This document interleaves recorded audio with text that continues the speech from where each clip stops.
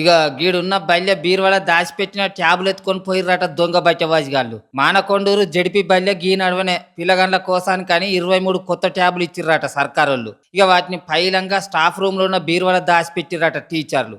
మరిగా ట్యాబుల మీద దొంగలకెప్పుడు కనబడ్డదో ఏందో తెలియదు కానీ కిటికీలను పలగొట్టి రూమ్లకు వచ్చి బీరువాలు ఉన్న ట్యాబులను మాయం చేసిర్రట దొంగ బడియగాళ్ళు. ఇక హోలీ పండుగ సెలవు అయిపోయినాక టీచర్లు వచ్చి చూసే వరకు గీ చోరి ముచ్చట బయటపడ్డది. ఇక ఎంబటే గీ ముచ్చట్ను పోలీసులకు కంప్లైంట్ చేసే వరకు ఆడున్న టీచర్లు పిల్లగాళ్ళను ఎంక్వైరీ చేసి వాళ్ళ ఏలి ముద్రలను కూడా తీసుకున్నారు గిట్ల పోలీస్ సార్లు. ఇంటి దొంగను ఈశ్వరుడైన పట్టలేడు అన్నట్టే గింత పక్కాగా బీరువాలున్న వస్తువులను కొట్టేసిర్రంటే గిదేదో బళ్ళున్న టీచర్ల పనేనో లేకపోతే స్టూడెంట్ల పనేనో అని అనుమానపడి పోలీసు వాళ్ళు అందరినీ చెకింగ్ చేసిర్రన్నట్టు. చూడాలి మరి గిది బయట దొంగల పనేనో లేకపోతే ఇంటి దొంగల పని అనేది ఏలుముద్రల రిపోర్ట్ వచ్చినాక ఎరకైతుంది.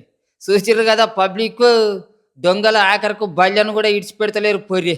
ఈ ముచ్చట ఇత్తుంచే కొమరం భీము ఆసిఫాబాద్ జిల్లా డబ్బాకాడ కూడా దొంగలు బగ్గనే రెచ్చిపోతున్నారు. అడవి జీవాల నుంచి పంట పొలాలను రక్షించుకునేటందుకు చేన్ల పెట్టుకున్న సోలార్ ఫెన్సింగ్లను మొత్తం మాయం చేసిర్రు దొంగలు. అర్ధమరాత్రి పూట చేన్ల కాడికి వచ్చి దొంగ బయటబాజిగాళ్ళు ఆడున్న బ్యాటరీలు వైర్లను మొత్తం మాయం చేసిర్రు అన్నట్టు గిట్ల.